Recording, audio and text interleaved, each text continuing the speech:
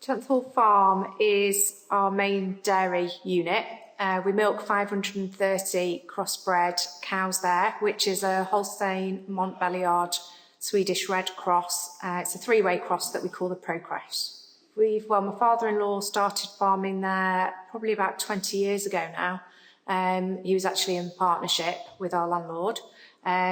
We dissolved the partnership back in 2012. There was a dissolution which enabled Tom and I to set up Halton Farms Limited on our own. We've got 550 acres at Chance Hall, and also that's Chance Hall and sort of surrounding area. We've got the Townsend unit, there's some acres there, and then also we've got a unit next door called Ankenlow, where we've just got all the greys in there. We've got an all year round calving system. We decided to become a strategic dairy farmer. We got asked, we sort of chatted to somebody about it when the concept came out, and we were asked, would you consider it? So we had a look at it and thought, well, yeah, why not? We want to make improvements. What really I was interested in was we had the opportunity, and we do at any meeting, to have an expert to come out and look at what we do and how we can improve it. And they're experts in the industry that, you know, we wouldn't be able to either reach or afford to work with on a regular basis. So if we choose a topic that's probably, you know, not a really productive part of what we do, that we're probably not the best at, we can get an expert to come out and help us work on that area of the business to improve it, and then present it to other people. It's quite hard sometimes in that we're due to have a meeting and we'll just be really busy with the everyday stuff. So we can have lots going on at home, but we've got to stop and kind of put a bit of effort into arranging the day. When I say that, it's not massive really, and you kind of, once you've done a few, you really get into the swing of it. The team's really great. Our team that supports us anyway, Steve West, he's brilliant. He's really supportive.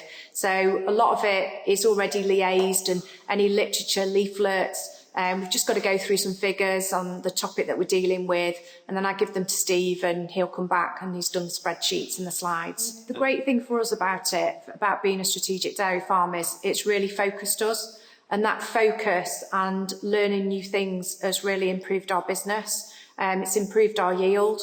It's improved the team morale of really, you know, the team really enjoy doing it. They love being a part of it.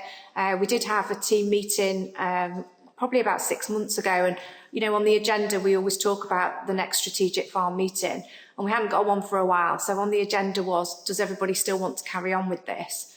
And everybody was like, yeah, you know, they thought we were mad. Why would we not? You know, they didn't even realise it'd be on the agenda, that it was an option to stop. So everybody really, really backs it 100% and really enjoy it.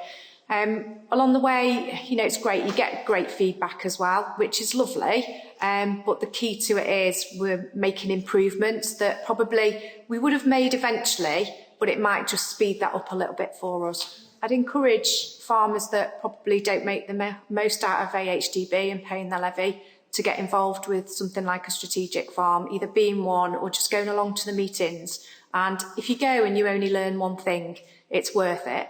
And if it's one thing that you change in your business that gives you a return, then it's an absolute no-brainer. I think my husband was the biggest critic of AHDB, and what he did was he moaned and moaned and then sat at home and thought it was all going to come to him because he paid a levy.